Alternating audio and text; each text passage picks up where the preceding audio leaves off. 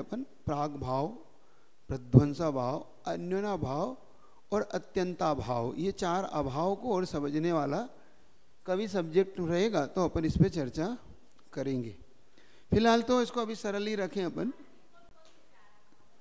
बता देंगे जब हम पढ़ाएंगे तो फिर बताएंगे। अभी तो सिर्फ आपके अंदर एक हमने पुड़िया दी है ताकि आपके अंदर वो भाव तो उत्पन्न हो पूछने का कि ये भाव क्या है ना। अभी बताएंगे नहीं तो आपके अंदर वो इच्छा, पहले इच्छा जगाना पड़ती है। इच्छा जगाने के लिए थोड़ा सा वस्तु बताना पड़ती है, तो ग्राहक की इच्छा जग जाती है। ग्राहक फिर मांग करने लगता है कि ये सामग्री कहाँ मिलती है, तो फिर दी जाती है। क्योंकि आचार्य जी कहते थे कि भूख लगने पे दो, भरे पेट फेंक देता है। तो पहले आपकी भूख देखेंगे तो दे देंगे, नहीं तो तुम फेंकोगे। ठीक है, चल अगला। अब निश्चय मोक्ष मार्ग क्या होता है उसके अब स्वरूप को अब बता रहे हैं, क्योंकि अपन ने 2 मार्ग पढ़ लिए थे। तो अब निश्चय मार्ग क्या है सो बता रहे हैं। परदव्यन ते भिन्न आप में रुचि सम्यक्त भला है। आप रूप को जान पानाओ सो सम्यक ज्ञान कला है। आप रूप में लीन रहे थिर सम्यक चारित सोई। अब व्यवहार मोक्ष मग सुनिए हेतु नियत को होई। देखो यहाँ पे पुनः एक बार उन्होंने, पंडित जी ने पुनः एक बार अपना ध्यान आकर्षित किया अपन सबका।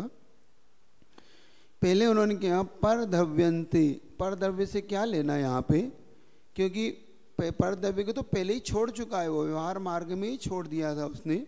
जो 10 प्रकार का परिग्रह था वो पहले ही छोड़ के ही आया था। अब परद्रव्य क्या बचा उसके लिए, जो उसके दिमाग में क्या आना चाहिए, तो ये शरीर को भी परद्रव्य मान के वो चलता है कि मेरे लिए अब पर शरीर भी पर है, तो मेरी आत्मा ही मेरे लिए अब उपादान के योग्य, ग्रहण करने योग्य, वही मेरे लिए सब कुछ है।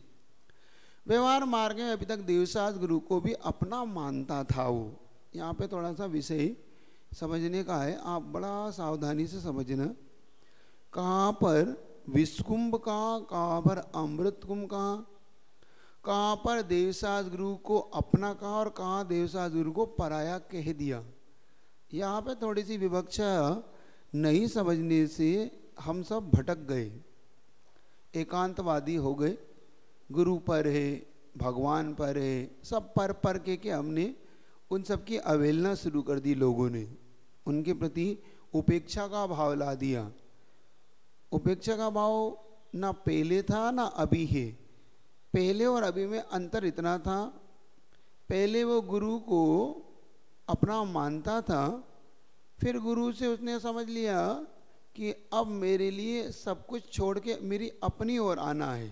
एक बहुत अच्छा दृष्टांत देते थे पूज्य बड़े महाराज सुधान सागर जी महाराज के साथ एक बार बैठे, तो उन्हें प्रवचन में ही दिया था, हम सब ऐसे बैठे हुए थे। आपका भी सुना हुआ तो होगा, फिर भी एक बार उसको रखता हूँ। उन्होंने कहा कि एक सेठ जी थे, एक बार भगवान की पूजा कर रहे थे, गणेश जी की पूजा कर रहे थे। अब वो गणेश जी की पूजा करते करते वहाँ पे लड्डू रखा और एक चूहा आया। तो चूहा आया तो उन्होंने कहा भाई मैं अभी तक तो इनको सर्वशक्तिमान मानता था, ये तो इनके लड्डू खा रहा है, तो सर्वशक्तिमान तो चूहा है। तो उसने भगवान को छोड़ चूहे को मानना शुरू कर दिया, पूजना शुरू कर दी। एक दिन चूहे को बिल्ली झपट गई है, बिल्ली झपट लिया, अरे ये तो गलती है, बिल्ली इससे तो बिल्ली सर्वशक्तिमान है चूहे से, तो मैं अभी तक चूहे को, तो उसने बिल्ली को माना, चूहे को भगाया। एक दिन कुत्ते ने बिल्ली को झपट लिया। अब देखो कुत्ते को झपट लिया तो सर्वशक्तिमान तो यही है। तो एक दिन उसकी पत्नी ने कुत्ते को लताड़ा, तो अरे सर्वशक्तिमान तो यही है। और एक दिन पत्नी से गलती हुई तो 3-4 पत्नी में उसने अरे सर्वशक्तिमान तो, समझ में आ रहा है। कि घूम फिर के उसे अपनी असलियत पता आ गई कि कहीं शक्ति नहीं है स्वयं की। लेकिन जब तक हमें अपनी शक्ति का उद्घाटन नहीं होता तब तक हम पर की ओर लगे थे। तो वो पर नहीं होता, वो भी हमारे लिए हितकारी होता है। अहितकारी नहीं, पर का मतलब ये अहितकारी शब्द जो ले लेते हैं, है ही ले लेते हैं, ये बिल्कुल गलत धारणा और गलत है। देवसाद गुरु आपके लिए एक प्रकार से मार्गदर्शक है। वो आपके मार्ग को देने वाला, और जो मार्ग को देता है वो है ही नहीं हो सकता। वो है तो उपकारी, लेकिन वो कहते हैं अब मुझे अपनी ओर आने का भाव है। एक और ऐसे ही महाराज बेटे बेटे एक बार कहने लगे, पहले भैया उन्हें संसार अच्छा नहीं लगता तो पंच परमेष्टि लगते। तो पंच परमेष्टि में अब भैया मुझे तो आर्यन सिद्ध दिखते नहीं, तो साधु आचार उपाध्याय अब वो हुई तो साधु। अब ये साधु भी अच्छे हैं तो, लेकिन इनसे भी मेरा मन नहीं लगता तो अपनी ओर आओ। जब तक इनका मन नहीं लगता तब तक मन लगाया, अब इनमें भी मेरा मन उचटता है तो कि अपनी ओर आओ फिर। तो अपनी ओर आने का ये सिंबॉलिक है, लेकिन आएंगे कैसे जब तक हमें कोई बताएगा नहीं। हमें अपना कोई रास्ता तो हमें बताने वाला होगा ना। ये यहाँ पे कहने का आशय है। तो इसको अन्यथा नहीं लेना, लोग इसको अन्यथा जोड़ दी। तो पर द्रव्यंते भिन्न आप में, तो शरीर इत्यादि है, पीछी है, कमंडल है, क्योंकि यही उसके थे अभी तक, बाकी द्रव्य तो छोड़ा आया था परिग्रह। तो ये सब उसके लिए अब पर हो गए। कब हो गए? जब वो ध्यान में बैठ गया। क्योंकि ये निश्चय सम्यक दर्शन सम्यक चारित्र कब प्राप्त होता है? कल बताया था कब प्राप्त होता है? जब वो गुप्ती में लीन होता है, जब वो ध्यान में लीन होता है, जब वो अपने चित्त को एकाग्र करता है। ये आप सब्जेक्ट समझना कि ये जो हमें अपना और आना होता है, ये कब होता है? ये निश्चय चारित्र कब प्राप्त होता है? जब वो गुप्ती में एकाग्र होकर ध्यान में लीन होता है। ना वो बोलता है, ना दिखता है, ना कुछ सुनता है, कुछ नहीं, वो अपने में लीन रहता है। तब उसके लिए ये सब पर हो जाते हैं। जब गुप्ती से बाहर आता है तो उसके लिए सब उपादेय हो जाते हैं। तो छोड़ना नहीं पड़ता है, ये सब छूट जाते हैं। हे का मतलब होता है छोड़ना, चला के छोड़ना। हे का मतलब क्या होता है? तो हे तो आपके पहले ही छोड़ दिए, जो हे था आपके लिए। भाई परिग्रह हे था, उन्होंने छोड़ दिया। कसाय हे थी, अनंतावधि अप्रत्याज्ञान प्रत्याज्ञान पहले ही छोड़ आए। वो जो हे था वो सब छोड़ते चले गए। अब तो जो उपादेय था उसी को वो ग्रहण करने में लग गए। ठीक है। तो पर द्रव्यंते भिन्न आप में, तो इनकी अब पर द्रव्य के अब रुचि का मतलब आस्था, श्रद्धा, यहाँ पे वो लगाना कि उसको अब पर द्रव्य में रुचि नहीं होकर सिर्फ अपनी आत्म तत्व में ही रुचि है। अपनी आत्मा को ही जानता है, अपनी आत्मा को ही देखता है। अब आप रूप को जान पाना। अब पहले तो उसने रुचि रखी कि मेरी आत्मा में मेरी रुचि है, लेकिन आत्मा होती क्या है इसको जानना। तो आप रूप को जान पनासो सम्यक ज्ञान कलाए, कि मेरी आत्मा अमूर्त है, अनंत शक्ति की धनी है, इसमें अनंत गुण की खान है, इसमें चतुष्टय से युक्त है। अब ऐसी अपनी उसमें वो जान रहा है, अभी है नहीं। क्या कर रहा है? वो जान रहा है, अभी है नहीं। इन्हें तो आप है में लगा लो। इस प्रकार का अपने आप में वो जान रहा है कि नहीं, इसका नाम है सम्यक ज्ञान कला। आप रूप में लीन रहे थे, अब उसको पाने के लिए अपने ही लीन में वो अपने रूप में, मतलब अपनी आत्मा में ही वो लीन होने का पुरुषार्थ करता है। स्थिर रहे, स्थिर मतलब स्थिर हो जाता है। सम्यक चारित्र सोही, यही ऊपर निश्चय सम्यक ज्ञान, सम्यक दर्शन और निश्चय चारित्र, ये तीन चीजें पकड़ में आई आप लोगों को? थोड़ा सा और समझने का पुरुषार्थ करूं कि आपको आई पकड़ में? समझा दें? हाँ ठीक है। क्योंकि विषय थोड़ा मैंने पहले भी कहा, अपन दो मार्ग से बीत निकल रहे हैं। एक व्यवहार मोक्ष मार्ग है, एक निश्चय मोक्ष मार्ग है। व्यवहार मोक्ष मार्ग का मतलब क्या होता है पहले आप ये समझ लो। आगे वो स्वयं कहेंगे, फिर भी एक बार बता देता हूँ। व्यवहार मोक्ष मार्ग का मतलब होता है 5 महाव्रत का धारण करना, 5 पापों का त्याग करना, 10 परिग्रह को छोड़ देना, अपने ही सम्यक दर्शन, सम्यक ज्ञान, सम्यक चारित्र को जो ले लेता है व्यवहार रूप से, भेद रूप से, इसका नाम है व्यवहार चारित्र। तो सबसे पहले जीव इन्हीं को ग्रहण करता है, क्योंकि 5 पाप त्याग करता है। पहले क्या करता है वो? फिर 5 महावतों को धारण करता है। इसी के साथ वो 10 परिग्रह को छोड़ देता है, क्योंकि 5 पाप में परिग्रह भी, तो परिग्रह को भी छोड़ देता है। इसी का नाम उसका व्यवहार चारित्र है। गुरु के अनुसार वो करता चला जाता है। पहले 5 परिग्रह 5 पाप छोड़ दो, 10 परिग्रह छोड़ दो, पीछी कमंडल ले लो, तो कि ताकि तुम्हारी चर्या पलेगी, क्योंकि तुम्हें उठना है, बैठना है, 5 समितियों का जो पालन करना है, तो अब इसके अनुसार करिए आप। यही उसका व्यवहार चारित्र है। जो आप देखते हैं मुनि महाराज को, देखते हैं 28 मूल गुण का पालन करते रहते, ये 28 मूल गुण भी व्यवहार चारित्र ही है उसका। ये भी निश्चय चारित्र नहीं है, लेकिन इसको पाने के लिए वो व्यवहार चारित्र को पाकर ही निश्चय चारित्र को पाता है, ये याद रखना। तो सबसे पहले उसको 28 मूल गुण का आरोपण किया जाता है, त्याग पापों का त्याग करता है, तब जाके वो अपने व्यवहार चारित्र को पा लेता है। फिर उसे अब क्या करूं पूछता है, अब क्या करूं? तो कहते हैं कि अब अपने आप में बैठ जाओ, अब कुछ करना नहीं है, करना तो सब हो चुका। पूछता है वो, मैंने पाप छोड़ दिए, परिग्रह छोड़ दिए, अब मैं क्या करूं? बैठ जाओ शांति से, अब जो करना था सब हो चुका। अब जो करना है वो तुम्हें अब अपने आप अंदर करना है, बाहर नहीं करना है। अब गुरुदेव कहते थे बाहर का जितना करना था वो मैंने आपके लिए कर दिया, अब जो कुछ करना है आपको अपने लिए खुद को करना है, वो आपका सब्जेक्ट है। अब मेरा सब्जेक्ट जहाँ तक था वहाँ तक था, है ना? ऐसा ही होता है ना भाई।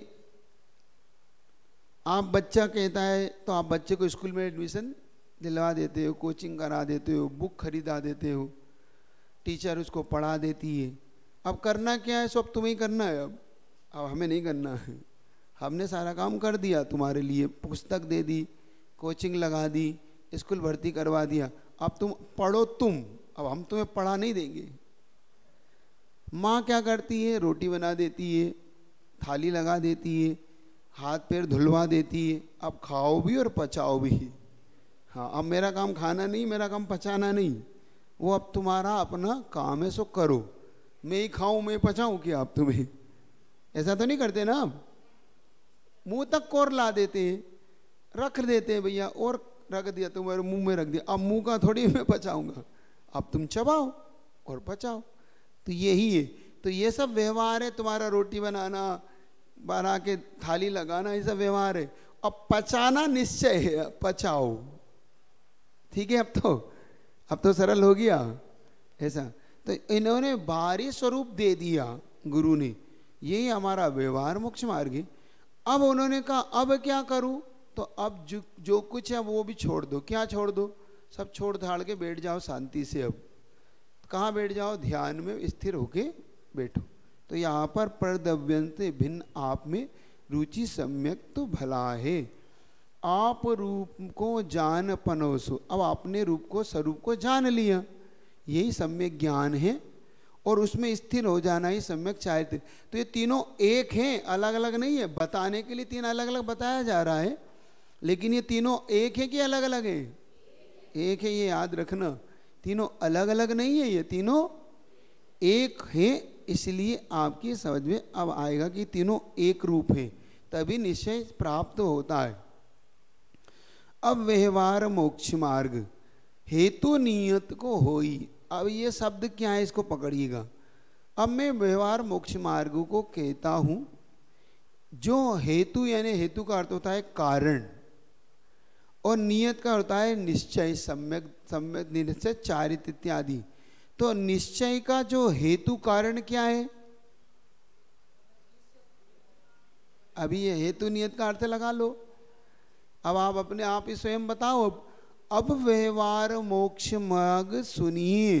अब व्यवहार मोक्ष मार्ग को कहता हूं, सुनिए वो क्या है, वो हेतु नियत को होई, जो निश्चय का कारण है। अब निश्चय का कारण क्या है, इस लाइन से निकल आया ना आपको, निश्चय का कारण है व्यवहार मोक्ष मार्ग, ये निश्चय का कारण है। तो निश्चय का कारण व्यवहार मोक्ष मार्ग होने से ये उसका कारण है। और नियत से क्या लगा रहा है, निश्चय, निश्चय का कारण होने से व्यवहार मोक्ष मार्ग भी उपादेय है, नहीं है ये, क्या है ये, उपादेय है, ग्रहण करने योग्य है। इसको अगर आप छोड़ दोगे तो नियम से आप निश्चय को भी छोड़ दोगे, ये ध्यान रखना। ये सबसे ज़्यादा इसमें समझने वाला विषय है। तो परद्रव्य समझ गए, परद्रव्य क्या है आपके, जीव, पुद्गल, धर्म, अधर्म, आकाश, काल, ये हमारे द्रव्य थे।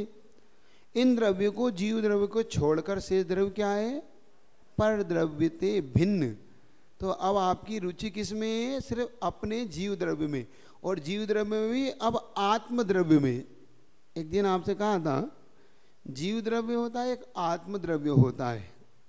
जीव द्रव्य कहते ही हमारा पर की ओर चला जाता है भाव, और आत्म द्रव्य कहते ही अपनी ओर आता है भाव। देखना ये सबसे बड़ा एक लक्षण है इस चीज का। आत्मा कहते ही हम सब अपनी ओर आ जाते हैं, हाँ आत्मा तो अपनी है, और जीव कहते ही हाँ ये भी जीव है, ये भी जीव है, ये भी जीव है, ठीक है ना। तो यहाँ पर हम आत्म द्रव्य की ओर आ रहे हैं और सारे द्रव्य छोड़ दिए। द्रव्य कितने होते हैं ये तो पता है कि नहीं, है ना, ये तो पता है आपको, क्योंकि अपन पढ़ा है पहले, जीव इनते न्यारी है जीव चाल, पढ़ा है ना अपन, आग्रहित मिथ्यात्व में पढ़ के आए कि नहीं, पुद्गल, धर्म, अधर्म, काल, इनते न्यारी है जीव चाल, तो अपन पढ़ा है 6 द्रव्य वहां पर। तो तो यहाँ पर 5 द्रव्यों से मात्र आत्म द्रव्य को लेना, जीव द्रव्य में भी क्या लेना, आत्म द्रव्य लेना। सिर्फ अपनी आत्मा की ही जिसे रुचि पसंद आती है, उसे अच्छा लगता है, क्योंकि अपनी ओर आने से हमें रिलैक्स होता है, पर की ओर जाने से हमें संकलेश होता है। देखना, जब आप शांति से बैठते हो तो आपको अच्छा लगता है, और जैसे ही कुछ थोड़ा बहुत उठापटक होती है तो आपको थोड़ा सा टेंशन सा होने लगता है, क्योंकि आप पर द्रव्य की ओर जाने लग गए, ये भी ये भी ये भी ये भी, है ना। तो आत्म द्रव्य ही जीव स्वद्रव्य है। इसकी रुचि का मतलब क्या है, उसकी उसके प्रति गाढ़ श्रद्धान हो जाना, उसके प्रति इतना आत्मविश्वास हो जाना कि मेरी आत्मा ही अब मुझे अपने लिए प्रिय है। इसीलिए स्टोपदेश में बहुत अच्छी चीज़ खोली, वहाँ पर एक चीज़ आपको पढ़ने लायक मिलेगी कि परोपकृति मुत्सर्ज स्वपकार परो भव उपकरवन परस्याज्ञो लोकमानस, ऐसा कुछ है वो एक चरण, दृश्य में परोपकृति मुत्सर्ज स्वपकार परो भव उपकुर्वन परस्याज्ञो, हाँ दृश्यमानस लोकवत, हाँ ठीक। तो उन्होंने कहा कि पर का उपकार छोड़ दो। अब बहुत लोग इसमें कंफ्यूज होते हैं और अपना उपकार करने लगो। अब परोपकृति मुत्सर्ज, पर का उपकार छोड़ दो, स्वपकार परो, अब अपना उपकार करो। क्यों, उपकर्मन परस आज्ञ, अज्ञानी की तरह मत बनो। ये जितना भी ये सब अज्ञानियों का कार्य है, लोकमान तो दृश्यमानस लोकवत, क्योंकि वो सिर्फ लोगों को दृश्यमान के समान भांति देखता रहता है। अब लोग इसमें कंफ्यूज ये हो जाते, महाराज अभी तक तो परोपकार को बड़ा अच्छा माना जाता था, पर की उपकार करो, पर के बारे में सोचो, पर का हित सोचो, ये धर्म है। और अब कहा जा रहा है सब छोड़ छाड़ दो, अपना हित कर दो, ये स्वार्थ नहीं है। अब है ना, देखने में आता तो यही है, अरे ये तो स्वार्थ है, अपना अपना सोचता है, पर का तो कुछ सोचता ही नहीं है। तुम पर के बारे में तो कभी सोचते ही नहीं हो, सिर्फ अपना हित साधते रहते हो। तब उनको ये लिखना पड़ा। ये किसके लिए लिखा है मालूम आपको? ये निश्चय को लेके लिखा गया है, ये अध्यात्म को लिखे गया। एक चीज आपसे कही थी मैंने, अपने यहाँ दो चीज चलती है, एक अध्यात्म भाषा, एक आगम भाषा। आगम भाषा जब भी चलती है वो पर को और अपने को दोनों को लेके चलती है, लेकिन अध्यात्म भाषा अपने को लेकर ही चलती है। वो पर को तो गौण करती रहती है, वो पर को अच्छा नहीं मानती अध्यात्म भाषा। आगम भाषा कहती है भाई ये भी कर्म करोगे तो ये होगा, ये कर्म करोगे तो ये बंद होगा, तो दोनों को लेके चलती भाई ऐसा करो ऐसा होगा। और अध्यात्म कहती नहीं, अपने बारे में सोचो, अब हो गया बहुत पर का, तो अपनी ओर लेके अपनी ओर लाती है हमारी अध्यात्म। और ये सच भी है कि हमें जब भी कुछ प्राप्त होगा अपने में ही अपने को ही प्राप्त होगा। हम बाहर जो ढूंढ रहे हैं वो कभी तीन काल में प्राप्त हो ही नहीं सकता, ये अध्यात्म है।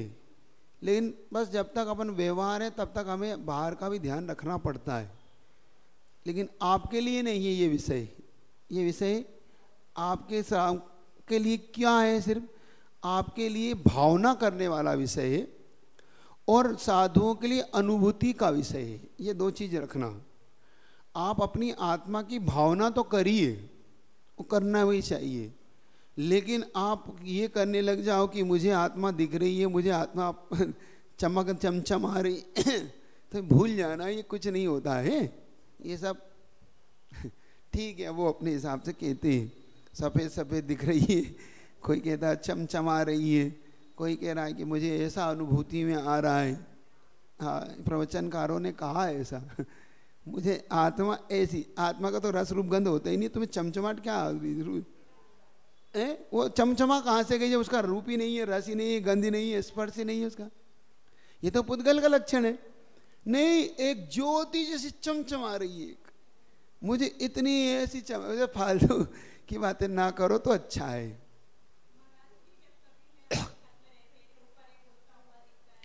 क्या है? माइक से बोलो तो मुझे समझ में आया क्या कहना चाह रहे हो। हाँ, क्या क्या दिख गया आपको? महाराज श्री, जब छत में रहते हैं तो कभी कभी एक तारा उड़ता हुआ दिखता है, तो बोल रहे कि वो किसी की आत्मा जा रही है, वो मन ऐसे करके बोलते, तो वो क्या है? लोगों की अलग अलग उसमें भ्रांतियां हैं। कुछ भ्रांति ऐसी है कि देवों का आप शरीर विलीन हो रहा है ना, तारा टूटा है, देवों का शरीर विलीन हो रहा है तो चमक रहा है, एक भ्रांति ये है। एक भ्रांति ये है कि कोई जा रहा है जो आपने अभी कही, और एक भ्रांति है कि हवाई जहाज जा रहा है वो वास्तव में वो और कुछ नहीं है, वो हवाई जहाज ही है जो आपको जाता हुआ दिखता है ना। हाँ हाउ सब मैंने बिल्कुल छोटा सा है, तो छोटा सा है क्योंकि हवाई जहाज बहुत ऊपर है वो।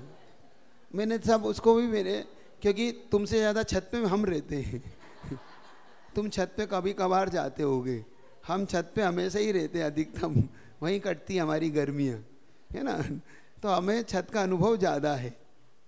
देखते रहते हैं, सामायिक करते रहते हैं, वो जा रहा है दिखता रहता है सब हमें भी, तो बिल्कुल ऐसा टिमटिमाटा होता है।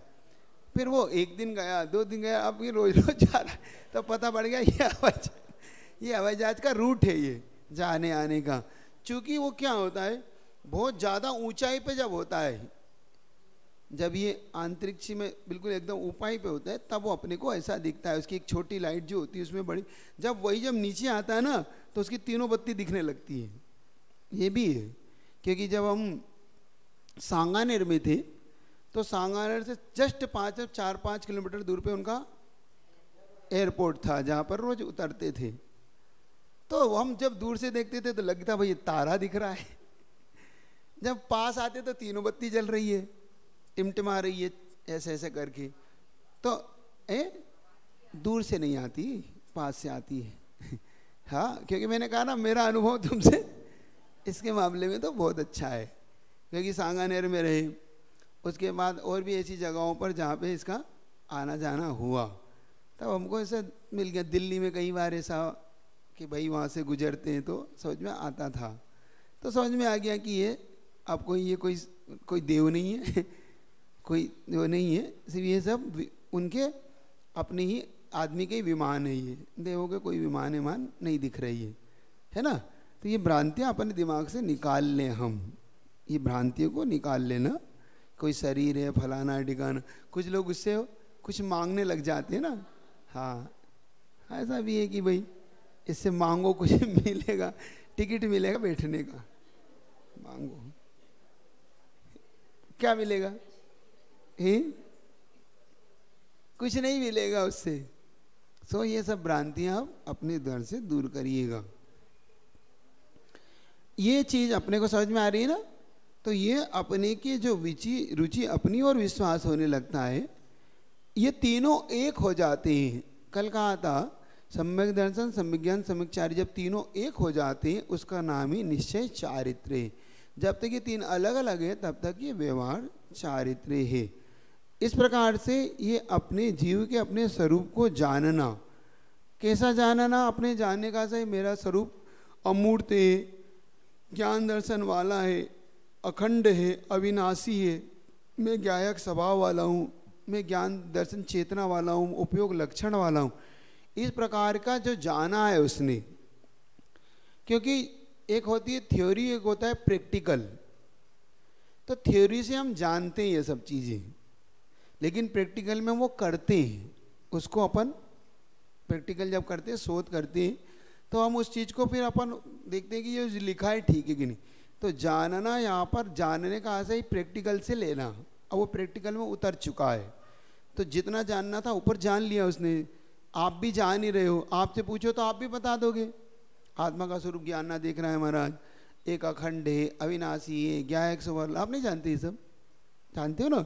लेकिन आप प्रैक्टिकल नहीं कर सकते, क्योंकि आप प्रैक्टिकल के छात्र नहीं हो, आप थ्योरेटिकल ही छात्र हो। प्रैक्टिकल के छात्र के लिए अलग ड्रेस होती है वो ड्रेस आपको अभी चाहिए पड़ेगी। वो ड्रेस कहाँ मिलती है? तो गुरु के शरण में मिलती है, गुरु देते हैं वो ड्रेस। वो एड्रेस भी वही देते हैं, ड्रेस भी वही देते हैं। आपके घर में नहीं मिलती, वो घर में बनती भी नहीं। कुछ ड्रेसें होती हैं मिलिट्री की, जो मिलिट्री में ही बनती है और मिलिट्री को ही मिलती है, सबको नहीं मिलती ना है। हाँ, वहीं पे मिलेगी, वही शोध का आपको छात्र बनाएंगे।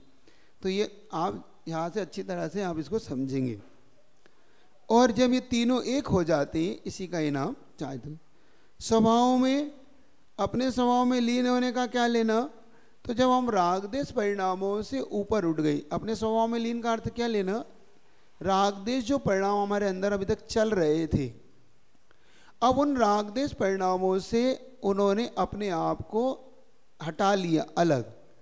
अब ना उनके प्रति किसी के प्रति राग है, ना किसी के प्रति द्वेष है।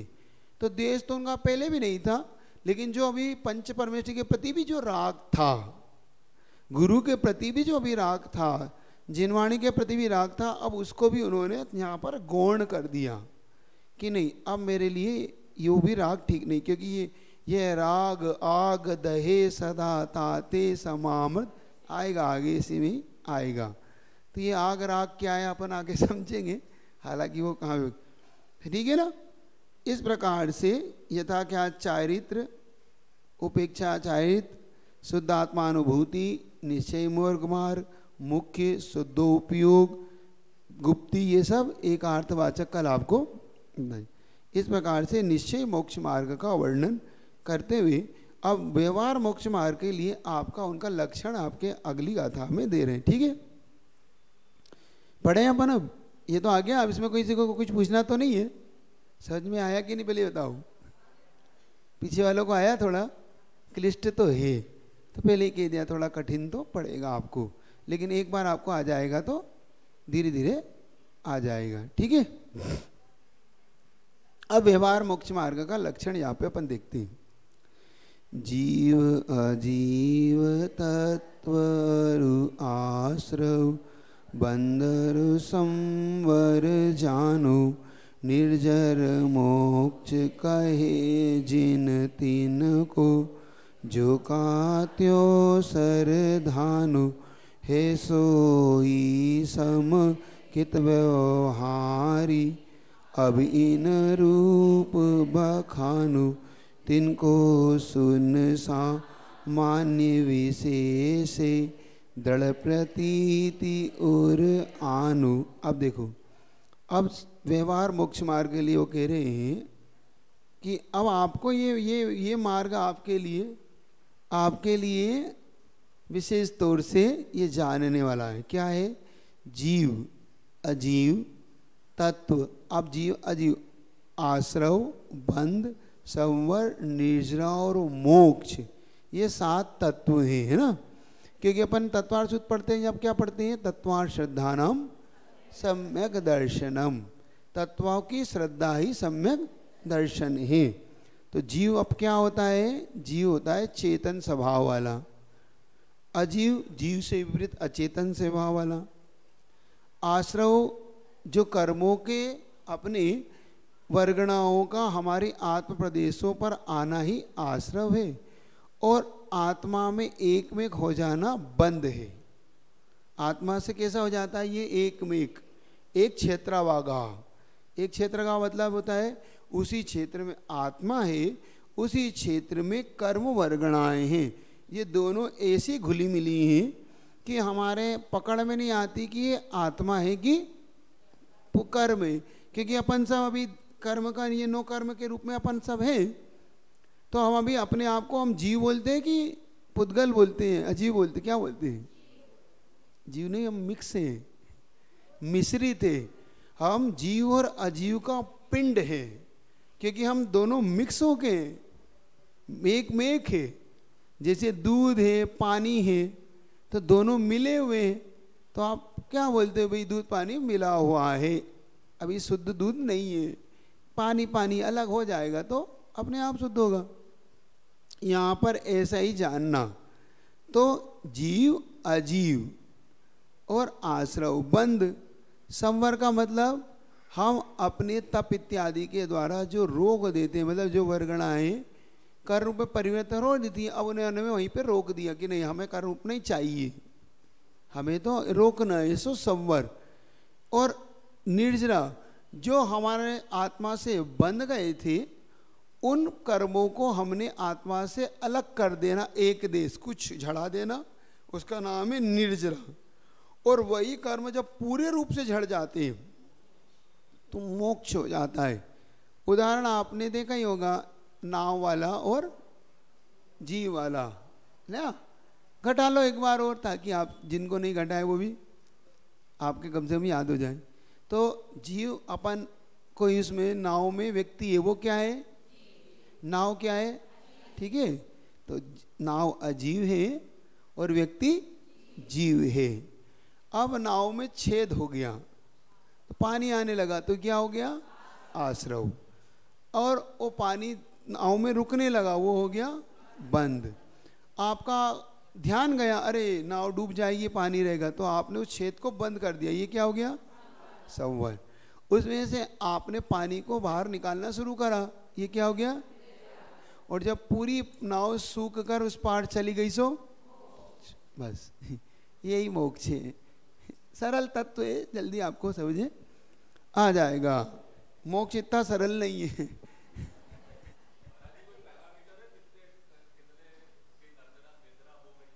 हाँ है इसका, इसके पैरामीटर के लिए थोड़ा आपको सिद्धांत ग्रंथ को पढ़ना पड़ेगा। उन्होंने सब एक पैरामीटर दिया किसकी कैसी निर्जरा होती है, जैसे सम्यक दृष्टि श्रावक की, फिर देश संयमी की, सकल चारित्र की, फिर विसर्जना करने वाले की, फिर उपसम श्रेणी वाले की, फिर छपक श्रेणी वाले की, अंत में जिन की, जिनेंद्र भगवान की।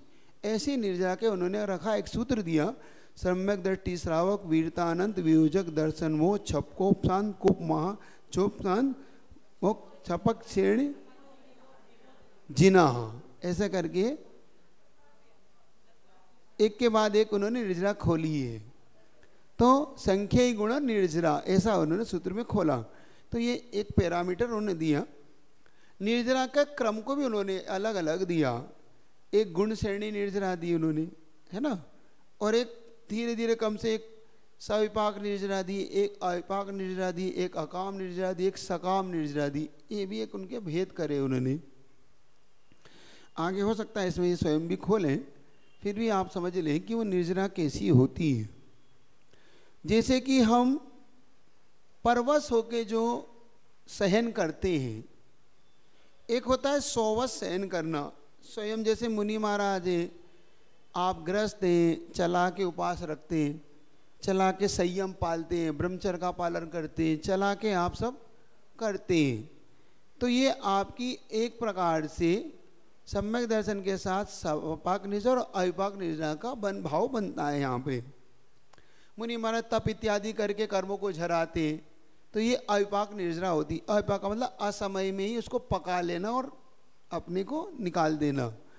एक होता है अकाम निर्जरा, सकाम निर्जरा। तो अकाम निर्जरा का मतलब ये है कि परवश होके, जैसे जेल में किसी को बंद कर दिया और वो परवश होके ब्रह्मचर्य पालता रहता है, परवश होके भूख सहन करता रहता है, परवश होके वो मच्छर सहन करता है, ठंडी गर्मी सहन करता है, मार भी सहन करता है, गालियाँ भी सहन करता है, काम भी सहन करता है। तो ये, लेकिन उसमें वो शांत भाव अगर रख ले तो भी उसकी कम से कम निर्जरा तो होती है। वो कहती अकाम निर्जरा। परवश होके कर रहे ना, जैसे आप डॉक्टर है, मान लो मरीज बहुत सारे आ गए, तो आपने आज भोजन ही नहीं करा और शांति से आप सहन करते रहे और अपना भाव को शुद्ध रखते रहे कि कोई बात नहीं, पहले इनको देख लो भैया, भोजन तो कल भी कर लूँगा, कोई बात। तो जो सहन कर रहे हैं आपने त्याग नहीं किया, आपने कायस्वर नहीं किया, आप जो सहन, ये आपकी अकाम निर्जरा। लेकिन आपने कहा कि जब मुझे करने ही नहीं है, छोड़ो, मैं तो उपवास ले लेता हूँ, होगा जो देखा जाएगा, ऐसा काम आपकी हो गया अविपाक निर्जरा का। जैसा वो क्रम बन गया उसका कि चलो भाई, आपने चला के ही उपवास ले लिया, चला के ही आपने कि भैया आप करना तो है नहीं, क्यों, छोड़ो ना। ऐसा ये ध्यान रखना चाहिए अपने को। अगर हम ऐसे उलझ गए हैं तो अपन त्याग ही कर दो, क्यों अपन ऐसे पढ़ो। लेकिन बी पौसिल महाराज मिल जाएगा तो हो है, वो तो मिलेगा, ओ परीक्षा तो होगी। इसलिए आपके मन को टटोलना है, आपको मन को दृढ़ बनाना पड़ता है कुछ चीजों के लिए। बहुत से लोग कहते हैं महाराज नियम लेने से डर लगता है, हम नियम नहीं लेंगे, हम आप कहो तो हम कर लेंगे, लेकिन हमें नियम मत दो, हम नियम से मत बांधो। नियम से नहीं बांधोगे तो आपकी निर्जरा भी नहीं होगी। नहीं आप कैसे होगी, ये तो जैसे उन्होंने दो दी, जैसे दिया, मैं उदाहरण दे देता हूँ। उन्होंने दिया एक आम पर डाल आम पर पकता है और एक आम डाली में पकाया जाता है पाल में, तो वो पाल वाला ही काम का है, डाली पका तो जब पकेगा तो अपने आप ही पक रहा है, उसमें क्या है। ऐसे ही एक कर्म होता है जो अपने समय से पकता है और एक असमय भी पका लिया जाता है, जैसे तप करके, मैंने कहा ना तप कर लिया, अब तप करा तो भाई भूख भी लग रही, लेकिन नहीं, हमारा तप है, साधना है, हमें कुछ ना है, मच्छर भी काट रहे सहन कर रहे, ठंड भी लग रही, गर्मी लग रही सहन कर रहे, तो वो चला के इसको तप के रूप में कर रहे हैं। तो इनकी ये चला के ही उन्हें डाल को मतलब करू को पका के, तो ये काम की है आपकी। और एक बिना कहे आप समय से पक रही है तो वो पुनः बंद को करा रही है, इसमें एक चक्कर ये भी पड़ता है। जैसे वो आया फलदान दिया और पुनः आप उसमें राग द्वेष में कर लिया तो पुनः बंद गया। ये उसमें इसमें राग द्वेष का भाव है ही नहीं, क्योंकि उसका तो भाव भैया छूट जाए। तो परवश नहीं करना, अपने को स्ववश करना। तो ये कह रहा था कि कुछ लोग नियम नहीं लेते, नियम लेने से डरते हैं। उनका मानना ये है कि हम नियम नहीं लेंगे, नियम लेने में कोई दोष लग जाएगा, टूट जाएगा, और हमसे नहीं पला तो हम क्या करेंगे। एक तो ये कि ये तो सेकेंडरी है, बाद में विषय पहले लो, तो ये तो बात का विषय है। अभी हम पढ़ाई नहीं करने लगे, पहले ही फेल की चिंता करने लगे, अभी हम स्कूल में भर्ती नहीं हुए, होता है कि नहीं। एक बात पूछो आपसे, आप जो ये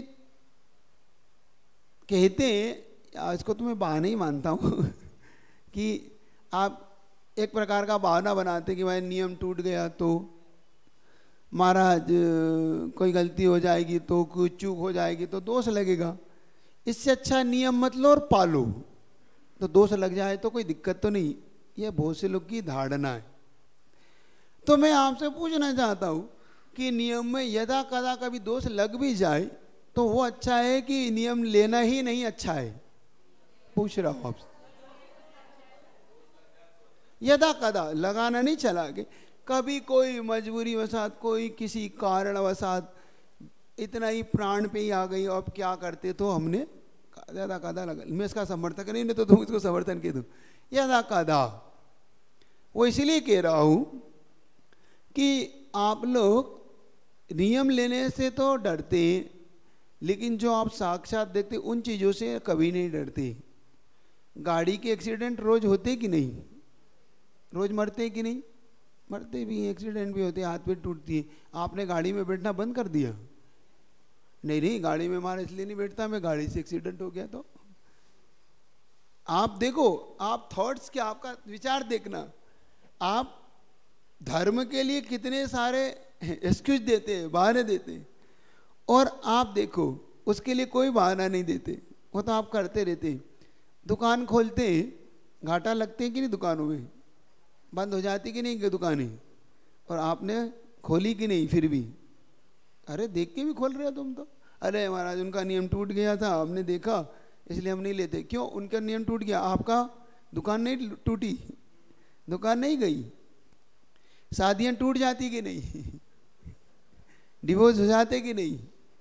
फिर भी लोग शादी करने के लिए मरे जा रहे हैं कि हमारी शादी कर दो, हम इतने बड़े हो गए, हमारे कोई ढूंढता ही नहीं है। क्यों? अरे भाई इतने तलाक हो रहे, रोज झगड़े हो रहे, रोज घर में महाभारत मची हुई है, फिर भी भावना है करने की, है कि नहीं? है। इसलिए कह रहा हूं कि सारी चीज आप सिर्फ धर्म में ही क्यों लगाते हो, आप वहां क्यों नहीं लगाते?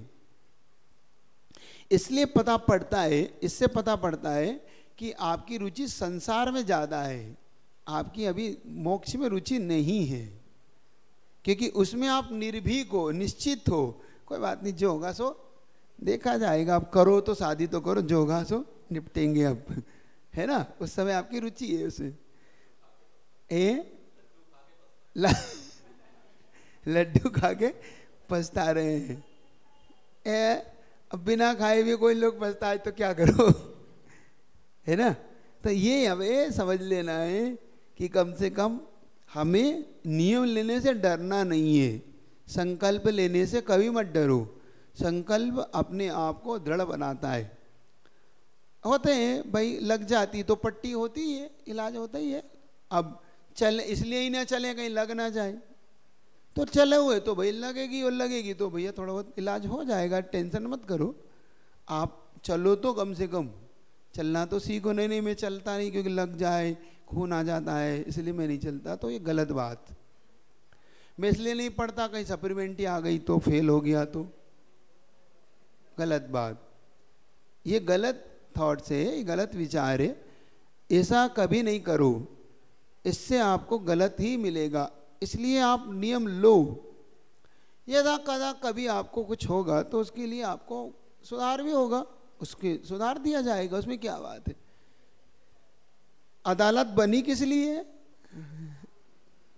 सुधारने के लिए, आपकी गलती को सुधारने के लिए तो अदालत बनी है। आपके दंड सजा दे के आपको सुधारती है। आप अगर सुधर जाते हैं तो आप अपना भविष्य अच्छा बना लेते हैं।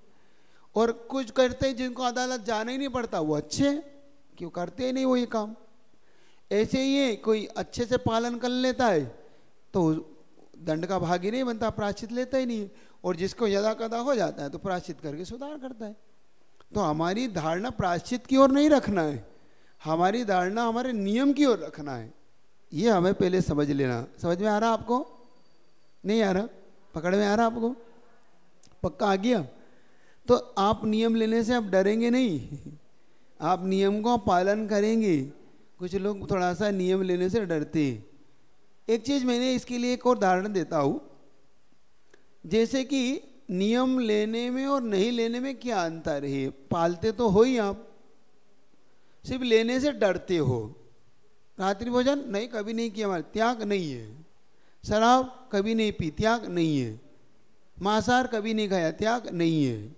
देखो उनके धारणा क्या है, हम त्याग नहीं कर सकते, हम खाते नहीं, ये हमारा आपसे, लेकिन हम त्याग नहीं कर पाते। चलो कोई बात। आपने बैंक में पॉलिसी कराते, एक करंट अकाउंट होता है और एक एफडी होती है, समझ रहे हो कि नहीं? तो करंट अकाउंट पे कोई ब्याज नहीं होता, बल्कि जेब से और चला जाए तो कोई बड़ी बात नहीं। कोई कोई की पॉलिसी होती बैंकों की, वो ले लेते कि आपकी सुरक्षा हम कर रहे हैं, आपके धन की सो आप इसका कोई चार्ज दो। और जब आप उसी को ही आप एफडी करा देते हैं तो वो क्या हो जाती है? तो नियम लेना एफडी है और नहीं लेना ये करंट अकाउंट जैसे ये वो होता तो रहता है आपका, लेकिन कुछ मिलता नहीं है उसमें। आप जब नियम नहीं लेते हो ना तो क्या है वो? करंट अकाउंट आप ले लिया, पाल रहे हैं, लेकिन कोई इसका महत्व सा नहीं है। महत्व कब है? महत्व है उस नियम की एफडी बनाने से। तो आपने जीवन में एफडी बनाओ तब दुगना होगा, नहीं तो किसी काम का नहीं है। आप अच्छे से धारणा बनाना इस मामले में, ठीक है? आगे बढ़ू ताकि थोड़ा थोड़ा आप पढ़ते चलो, समझते चलो। तो अब तो डर नहीं लगेगा नियम लेने से? लगेगा? नहीं लगेगा ना? अब नियम लोगे ना? अब नियम लेने से डरना नहीं है, नियम लेना ही है। किसी भी चीज़ के, भले छोटे छोटे लो, थोड़े थोड़े लो, लेकिन नियम लो। जिनकी ये धारणा है वो नियम की धारणा से अब बचना। डरते तो वैसे आप नहीं होंगे नियम लेने से, लेते नियम कुछ कुछ लेते, नहीं लेते हैं? कुछ नियम है जीवन में, नहीं है? कुछ कुछ है कि नहीं? थोड़े बिल्कुल ही साफ है सब। हाँ, शुरुआत है, कोई बात नहीं।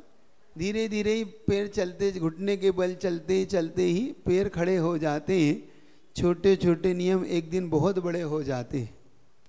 घुटने के बल चलते चलते ही पैर खड़े, और छोटे छोटे नियम एक दिन बहुत बड़े हो जाते हैं। कोई बड़ी बात नहीं, आप छोटे छोटे लो। हमने भी बहुत छोटा सा नियम लिया था, बता दूं क्या लिया था?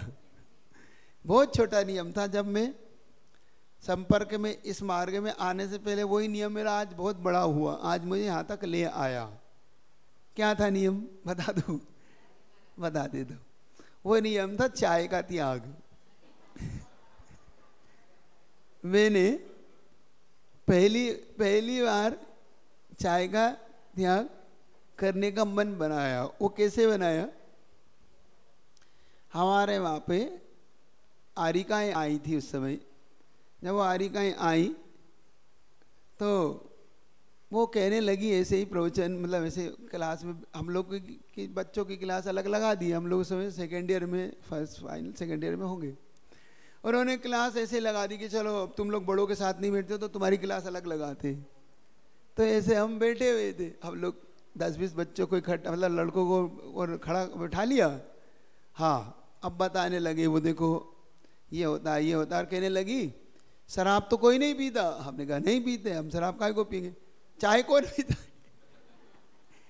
तो भाई चाय तो सभी पीते वहाँ पे सब, कि ये शराब की छोटी बेटी है।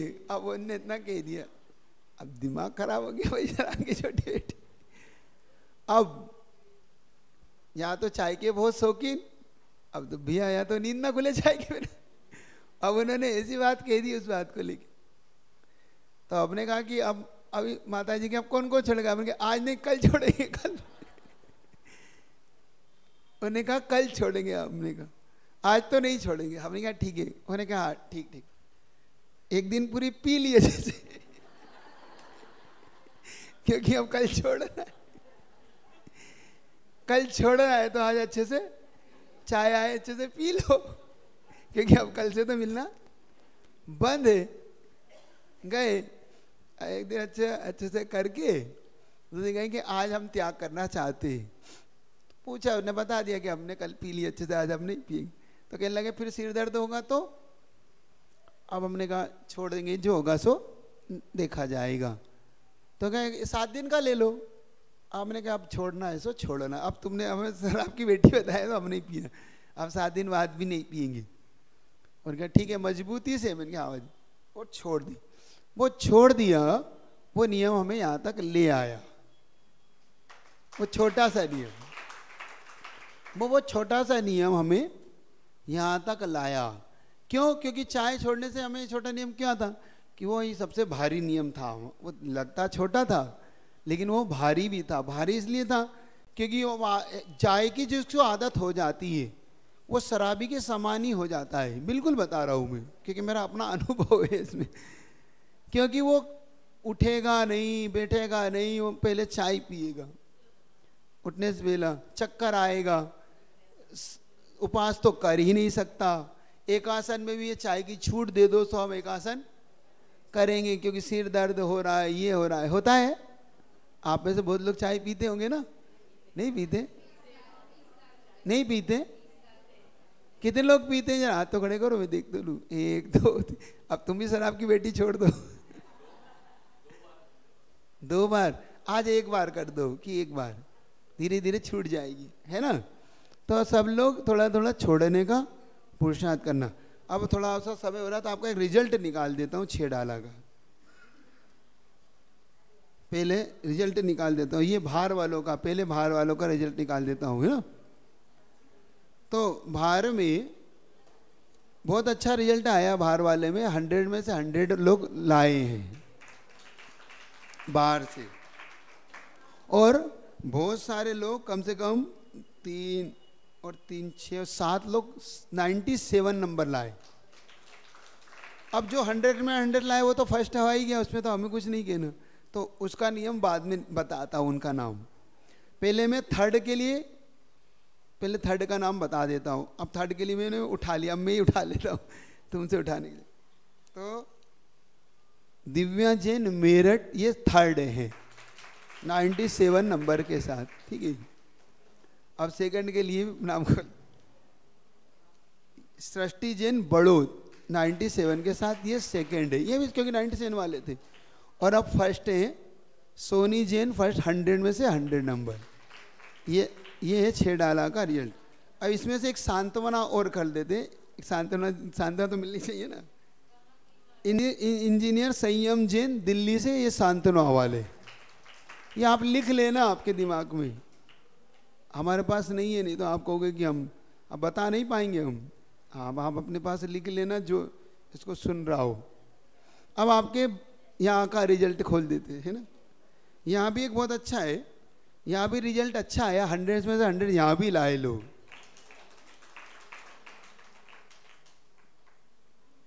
ठीक है, वो एक ही है तो बाद में बता देंगे उनका हम, क्योंकि एक ही है तो फर्स्ट है ही, बाकी तो सेकंड के लिए और थर्ड के लिए। तो इसमें सेकंड और थर्ड में भी नंबर कम है ना।